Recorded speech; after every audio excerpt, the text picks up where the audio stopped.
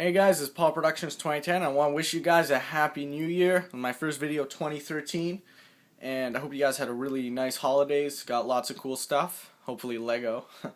And I'm sorry I haven't made a video in a while, but that's just because I've been very busy and having issues with computers and technology, and it's been problematic, but I've gotten most of it resolved. And today I just want to show you guys my custom World War II armored vehicle. Now I've made a few of these, and some of them were okay, although I made them pretty quickly. This one I'm pretty confident. I got it down packed to the original one, which is modeled after, basically it's an M52, I believe that's what it was called. It was armored vehicle, made limited quantities were made during the Second World War. It was an American vehicle. And I'm going to show you this, but before I do, I just want to let you guys know that I have so much planned for you guys in the near future. Lots of things.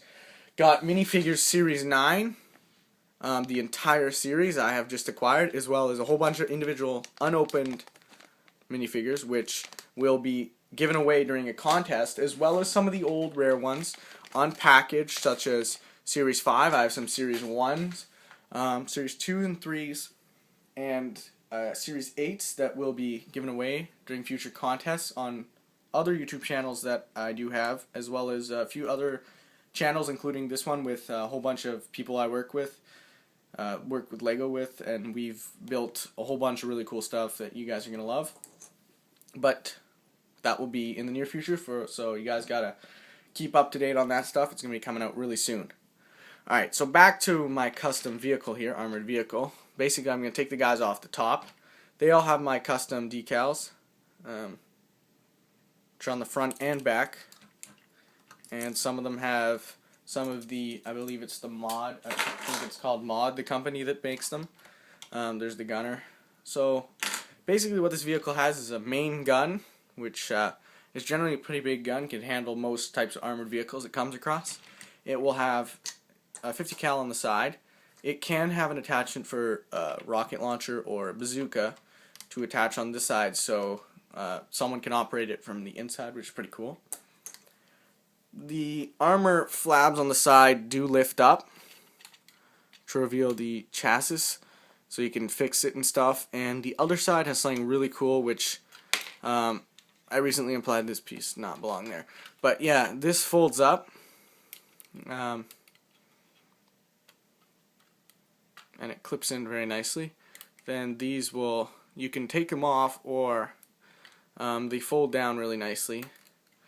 So you just hold this and fold them down, and what you have is a little canopy where minifigures can go under, fix the chassis, or if it's raining or there's weather or it's maintenance or the vehicle's not in active service, you have a nice place for the troops to stay dry.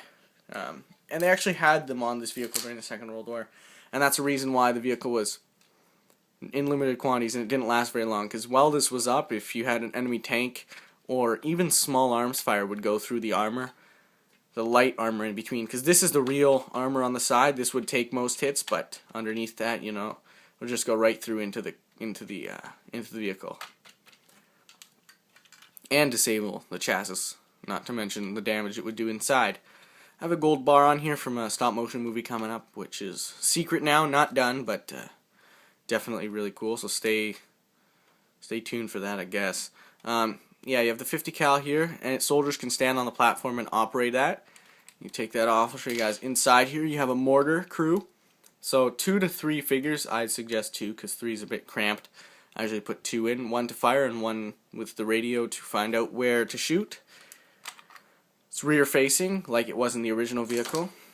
You have the other soldier with the mortar round. And the mortar, which is my custom mortar, which I came up with, and the mortar shell just comes out. It's a bazooka round from Brick Arms. Just slides in nicely. If you want to make the barrel longer, I could easily. So yeah, feel free to use this in your World War II videos, or if you want in your mocks, but just don't forget to give me credit, because it took me a while to get the perfect mortar going. Yeah, it's pretty cool. Simply made, but took a while. Took a while to think about this design. So yeah, when that's removed, inside there's enough space for a couple minifigures, a whole bunch. I I've put a whole bunch in. And there's even room for one to sit on the back there. This armor can lift up, and a machine gun can be, for instance, a machine gun can be put through there, or the mortar can be angled lower, which I don't see why you'd want to do that, but it's a possibility nonetheless. So I'll take this off completely. There we go. And you can see various attachments can be put in. It's pretty cool. Inside, a lot of room. Then we have the compartments leading into the cabin, there and there. When you lift this up, there's a lot of detail in here. There's room for 3 figures. You got the driver sitting down with his controls. There's detail. I made a lot of detail going in there. So yeah, there's detail. There's, I don't know if you can see, there's his controls. Then you have the gunner area, which has the 2 shells. Or a few shells actually. Then there's the gun loading section. So the gunner can actually stand or sit depending on if you add another seat or remove some pieces. And the driver can sit down. It's a little cramped, but very cool. And yeah, it took me a while to make this, but I think it turned out pretty cool. And yeah, as always, you have the radio tower and then the flag post to identify what company it's in. And for the heck of it, I just threw on a U.S. Army star on the side, and that can easily come off. It's just a decal. And yeah, I hope you guys enjoyed this vehicle.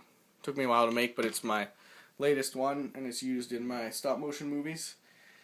So yeah, I hope you guys like it, and yeah, keep watching for all the new latest stuff. I have lots of stuff planned, lots of cool stuff, and some really cool Lord of the Rings and The Hobbit reviews coming up. So yeah, don't forget to please rate, comment, and subscribe, and check out my other videos. Thanks, guys.